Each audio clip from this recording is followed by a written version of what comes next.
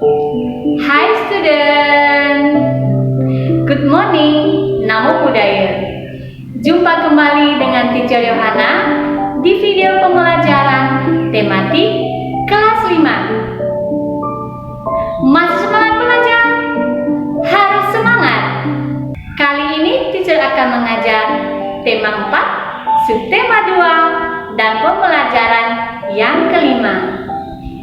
Nah, pada pembelajaran kali ini, tujuan pembelajaran yang akan Anda capai yaitu pertama, siswa dapat mengidentifikasi faktor penyebab terjadinya gangguan kesehatan pada manusia. Yang kedua, siswa dapat mengidentifikasi dan menyebutkan properti tari dan pola lantai yang digunakan dalam tarian daerah. Yang ketiga, siswa dapat mengetahui amanat pantun. Nah, materi pertama yang akan Anda pelajari pada pembelajaran kali ini yaitu mengidentifikasi faktor yang mempengaruhi kesehatan manusia. Beberapa gangguan peredaran darah manusia yaitu jantung koroner, varises, anemia, hipertensi, dan beberapa penyakit lainnya. Kesehatan begitu penting bagi manusia. Nah, banyak faktor yang memengaruhi kesehatan kita. Apa sajakah faktor-faktor yang memengaruhi kesehatan tubuh manusia? Nah, untuk mengetahui faktor apa saja yang memengaruhi kesehatan manusia, simaklah bacaan berikut ini. 4 faktor yang memengaruhi kesehatan. Kesehatan adalah anugerah yang paling berharga bagi setiap insan manusia. Buat apa banyak harta tetapi badan kita sakit? Ada juga yang mengatakan, health is not everything, but without health, everything is nothing. Memang, kesehatan itu bukan segalanya, tetapi tanpa kesehatan, segalanya tiada artinya. Saat sakit, kita akan mengalami banyak kerugian. Selain biaya berobat yang mahal, waktu produktif kita juga terbuang percuma. Kita yang biasanya per jam dibayar Rp100.000, maka dapat satu hari saja sudah Rp2.400.000. Uang yang seharusnya kita dapatkan akan terbuang percuma. Kalau kita sakit selama sebulan, berapakah uang yang seharusnya masuk ke tabungan kita itu hilang begitu saja? Menurut Hendrik L. Bloom, terdapat 4 faktor yang memengaruhi derajat kesehatan masyarakat, yaitu faktor perilaku, faktor lingkungan, faktor keturunan, dan faktor pelayanan kesehatan. Dari 4 faktor yang memengaruhi derajat kesehatan tersebut, ternyata faktor perilaku yang memiliki pengaruh yang cukup besar, kemudian diikuti oleh faktor lingkungan, faktor pelayanan kesehatan, dan faktor keturunan. Keempat faktor di atas memiliki keterkaitan dan saling memengaruhi. 1. Faktor perilaku. Perilaku masyarakat yang sehat akan menunjang dan berdampak semakin meningkatnya derajat kesehatan. Hal ini dapat kita lihat dari semakin banyaknya penyakit berbasis perilaku dan gaya hidup. Misalnya, kebiasaan pola makan yang sehat dapat menghindarkan kita dari serangan banyak penyakit, antara lain jantung, darah tinggi, stroke, obesitas atau kegemukan, diabetes mellitus, dan lain sebagainya. Kebiasaan atau perilaku mencuci tangan sebelum makan akan menghindarkan kita dari penyakit saluran pencernaan atau diare dan lain sebagainya. Perilaku menggosok gigi setelah makan dan sebelum tidur dapat mencegah penyakit seputar kesehatan gigi dan mulut. Dan masih banyak perilaku atau kebiasaan yang berpengaruh terhadap kesehatan. Kedua, faktor lingkungan. Lingkungan yang bersih sangat berperan dalam meningkatkan derajat kesehatan masyarakat. Perbandingan angka orang sakit yang signifikan terjadi antara lingkungan yang bersih dengan lingkungan kumuh atau kotor.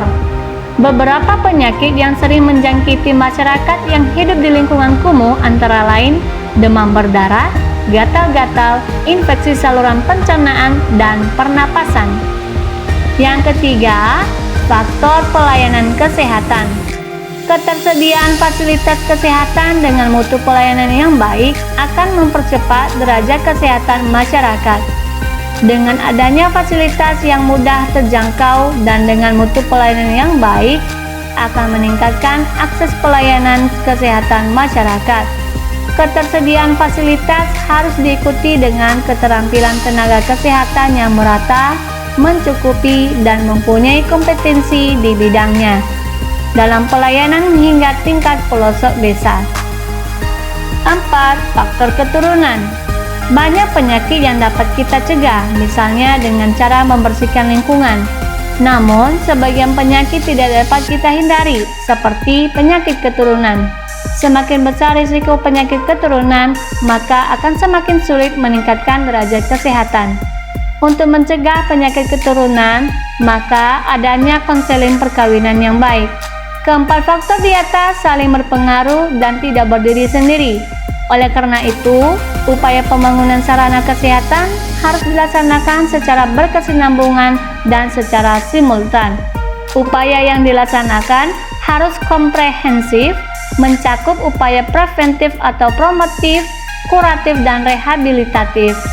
Pemerintah sebagai pembuat regulasi harus berperan aktif dalam pembangunan sarana kesehatan serta pelaksanaan kesehatan secara menyeluruh. Berdasarkan bacaan tersebut, ada 4 faktor yang memengaruhi kesehatan tubuh manusia menurut Hendrik L. Bloom, yaitu faktor perilaku, faktor lingkungan, faktor keturunan, dan faktor layanan kesehatan. Menari juga merupakan kegiatan yang menggerakkan anggota tubuh. Dalam menari, hendaknya menggunakan pola lantai supaya gerak tari menjadi lebih indah. Dalam menari, kadang-kadang juga dilengkapi dengan properti tari. Nah, pada tema sebelumnya, kalian sudah mempelajari tentang pola lantai. Masih ingat apa itu pola lantai? Pola lantai adalah garis yang dilalui oleh penari saat memeragakan gerakan-gerakan tari. Ada 2 macam pola lantai utama, yaitu pertama, pola lantai lurus, diantaranya lurus ke samping, lurus ke depan, diagonal, dan zigzag. Yang kedua, pola lantai lengkung, diantaranya pola lantai lengkung ke depan, lengkung ke belakang, dan lingkaran. Nah, sekarang tugas Ananda adalah perhatikan gambar tarian Siti dan teman-teman pada buku tema 4 halaman 84. Kemudian jawablah pertanyaan nomor 1 dan 2 pada lembar double foliomu. Setelah Ananda mempelajari tentang pola lantai dan properti tari yang digunakan dalam tarian, materi berikutnya adalah mengetahui amanat pantun. Amanat pantun merupakan pesan yang disampaikan penulis untuk pembaca atau pendengar pantun.